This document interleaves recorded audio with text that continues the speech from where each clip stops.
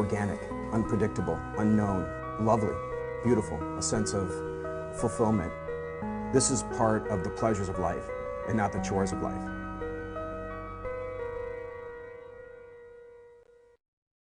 Just ahead on this Thursday morning edition of Daily Iowan TV, the University of Iowa is working all week to combat a national epidemic. Find out how next.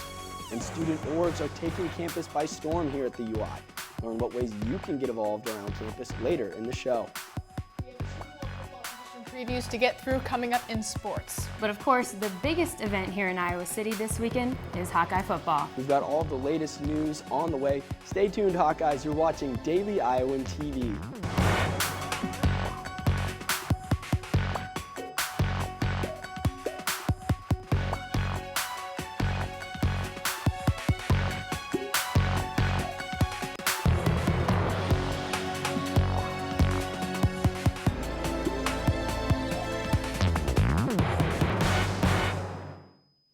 Good morning, Iowa City. Thanks for checking out another early edition of Daily Iowan TV. I'm Andrew Roberts. College sexual assaults have been a huge issue across the nation. UI Student Gov launched its first It's On Us campaign at the UI, aligned with the Obama administration's national movement to stop sexual assaults. Daily Iowan TV reporter Daisy Lee interviewed the vice president of UISG to find out the ideas behind the program. This week, the University of Iowa Student Government launched the It's On Us Welcome Week on campus, aiming to encourage students and faculties to take a stand against sexual assaults. We are starting the message on campus that sexual assault is never okay and teaching students intervene in situations where sexual assault could occur. UISG Vice President Lauren says the first 6 weeks of school are considered the red zone, and she wants students to show their support for a better and safe campus environment by pledging. It's sending bigger signals to the rest of campus. If we have this many students pledging, it shows that this is the kind of campus that we want. The campaign has attracted lots of students to sign and pledge. I signed today because I think it's a problem in our community, and it's good that we educate everyone about it and stand against it. I signed today because I feel like it's good to take a stance against current issues going on and just show support for those that might feel victimized by this and just show that we're a united community. I agree. It should not be a part of our campus as a whole. All you need to do is sign It's On Us pledge online, and then you are committed to end sexual assault and violence on campus. You can also change your profile picture on social media to It's On Us logo and let people know you are the part of the team. Reporting from Iowa City, Hobart Park, Daisy Lee, Daily Iowan TV. Free speech is another issue at the forefront being discussed on college campuses. But here at the UI, one student org is arguing that not enough speech is taking place.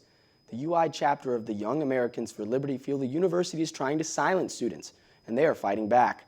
Today, the group kicks off their campaign, Fight for Free Speech, and hopes to encourage all students to speak up. Throughout the day, the group plans to demonstrate their First Amendment rights across campus. Be sure to check out today's Daily Iowan for more on the group and its goals for free speech here at the UI. Students who have a passion for public health now have an option to make an undergraduate career out of it. This fall, the University of Iowa introduced the new public health major because of visible signs of popularity and interest among UI students. Classes within the major will help students prepare for talking about disastrous or hard times and how to deal with them properly. The program will also educate students on communication and teamwork skills through coursework. Sue Curry, Dean of the College of Public Health, says she expects to see an increase of students enrolled in the program over the next 5 years, up to nearly 500. The Iowa City Art Program will be bringing new and diverse art projects to Iowa City in the coming months. The Public Art Advisory Committee will be selecting certain projects to fund in an effort to show how much the city encourages cultural growth and expression. This fall, the committee agreed to support funds up to $2,000 for 5 projects. Eligible art must be seen within the Iowa City limits and can include a range of mediums from sculptures and murals to interactive exhibits and spoken word. For more information on the ins and outs of the program, you can visit the link below. Well, this week sure has seen a lot of rain, and I, for one, am hoping it goes away before this weekend's home football opener at Kinnick Stadium. Let's send it over to our weather expert, Noah Gowdy, for the update. Noah? Thanks, Andrew. I am just as excited as everyone else for Hawkeye football to kick off, and the rest of the week looks promising for beautiful temperatures and clear skies. This afternoon, we will see temperatures around 70 degrees with clear skies. This evening, the temperature will dip down to 67 degrees with partly cloudy skies. Tomorrow morning, we are looking at temperatures around 65 degrees with more clear skies. Now let's look ahead to our 6-day forecast. Moving into Friday, we will see temperatures in the mid-70s with clear skies. Saturday is looking to be a promising day for the start of Hawkeye football with temperatures in the mid to upper 70s with some partly cloudy skies. As we move into Sunday, the temperatures will rise into the lower 80s with clear skies. Moving into next week, Monday we'll see temperatures reach the mid to upper 80s, and we are seeing the potential of some more rain heading our way with a 60% chance of scattered thunderstorms throughout the morning and afternoon. Tuesday will be a hot one with temperatures hitting a high of 88 degrees with partly cloudy skies. That's all for the weather today. Andrew, back to you at the desk. The number of suicide deaths is shooting up here in Iowa. Yesterday, the Iowa Department of Health released new numbers that 414 Iowans committed suicide in the last year. That number is a 22% increase from the number of suicide deaths in Iowa during 2014. The state has responded to the growing number of suicides by releasing the Iowa Plan for Suicide Prevention. The goal of the plan is to lower the number of suicide deaths by 10% by the year 2018. This year's Student Organization Fair was a breath of fresh air, not only because this was the first time the event was held outside over the past few years, but also because it showcased a record number of student orgs with more than 270 in attendance. Daily Iowan TV reporter Ryan Scott gives us a walk through Hubbard Park during the fair. Student Organization Fair signals the start of a new school year. Each booth is a new opportunity for students to get involved in a new club and make new friends. It was fun. It was lots of good food and everything all around. People were really welcoming. There were a lot that I didn't even know existed. From religious to scientific, Greek to cosplay, the Student Org Fair has something for everyone. And this year saw attendance like no other. This is the first time in a couple years now that Student Org Fair has actually been outside. And because of that, they can fit more student orgs out here on Hubbard Park. We moved it inside due to severe weather one year and just kind of kept it inside for a while. We were asked to move it back outside, so we did this year, and we were able to accommodate a lot more groups. We were only able to accommodate about 170 inside, so we have about 270 organizations that are here today. While that may sound daunting to newcomers, they have a color-coded system in place to make navigating the fair literally a walk in the park. The sections are kind of set up by interest groups, kind of by category.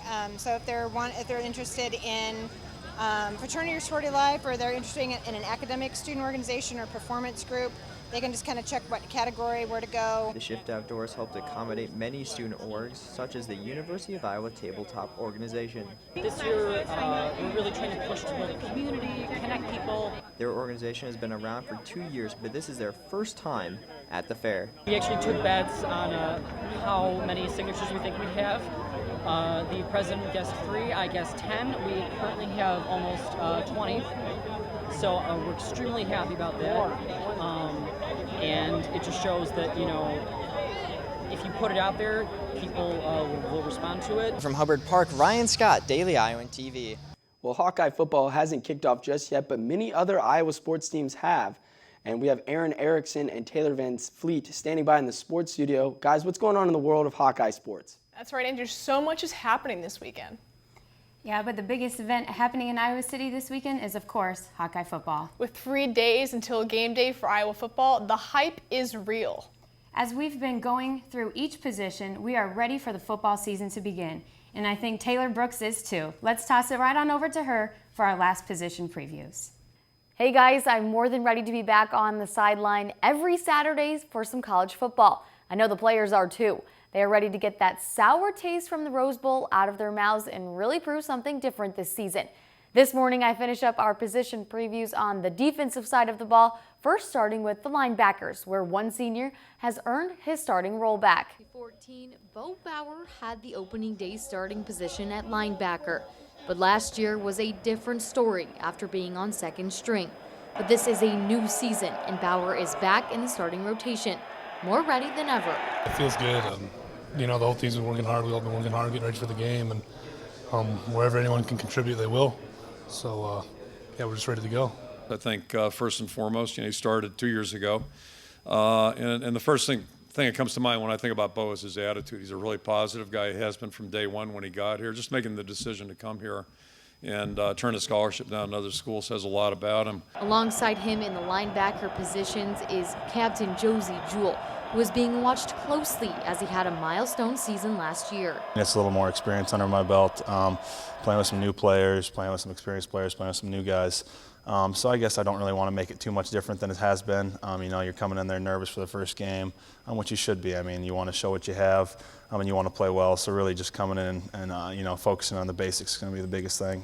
Then at middle linebacker is Ben Neiman, who suffered a spring injury but is ready to contribute in any way.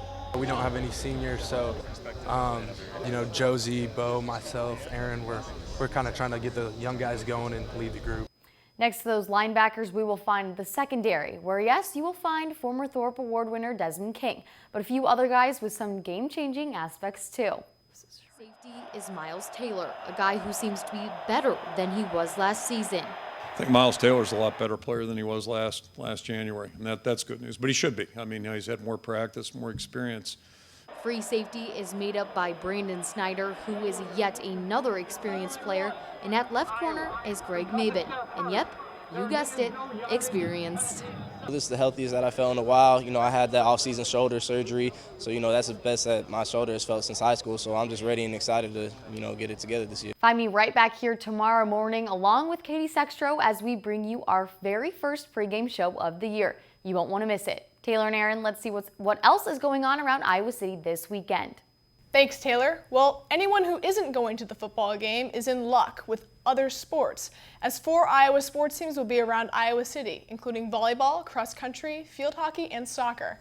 As far as cross country, it's their first meet of the season, as well as their first of 3 home meets here in Iowa City. Let's see what they had to say about it finally being time to compete. The team has been fantastic. They're very motivated, very eager to do the new things we want to do with the program. It's our testing point to see where our fitness is, to see what the work we put in for the first 2 weeks of practice and all summer. We've got 3 home meets, which takes a little bit of the stress off of NCAA Division I competition season with less travel. This year we get 3 of them, this one being the smallest of them, but that doesn't take away from its importance. I think we have high expectations, and I think that stems from our coach and what he wants from us and what he expects from us. You know, we're trying to improve on where we did last year by a lot. On to field hockey. They have 2 games this weekend and are hoping they can continue their strides after a big last weekend on the road. We knew going into that weekend, like, you always try to get 2, but you got to come out 1-1, and we played really well for about 55 minutes of the Wake Forest game and then held on to win. So, and the game against North Carolina, it was 2-1 with 10 minutes left to go, and we went for it to try to get the win, and that's when the wheels fell off. 2-1 win was definitely a good outcome for us. I think the team we did what we wanted to do. Our press was on point, and I think it was just really good. So feeling very positive about this weekend. On Tuesday next week, instead of Mondays since it is Labor Day, we will begin our new segment, the Weekend Rundown, with all of those sports from over the weekend. Like Taylor said, we will meet you back here tomorrow morning for our first edition of Pregame. Andrew, back to you. Thanks, guys. I sure am excited for what's to come this weekend. Before we go, food freebies are coming to Iowa City and the rest of the nation. Chipotle will be offering 2 promotions throughout the month of September in an effort to regain customers following a number of reported illnesses by Chipotle customers last year. The burrito building chain will be giving out free drinks with an entree purchase to all students who present a valid student ID. The aim will also be on families, as kids will receive a free meal with a regular entree purchase. Now, myself, I'm more of a punch guy, but I think I might have to go over to Chipotle later today to claim my free drink. That will do it for all of us here in the Daily Iowan newsroom. You can find all of the latest local news on our website, dailyiowan.com. For Daily Iowan TV, I'm Andrew Roberts. Thank you for watching and have a wonderful day.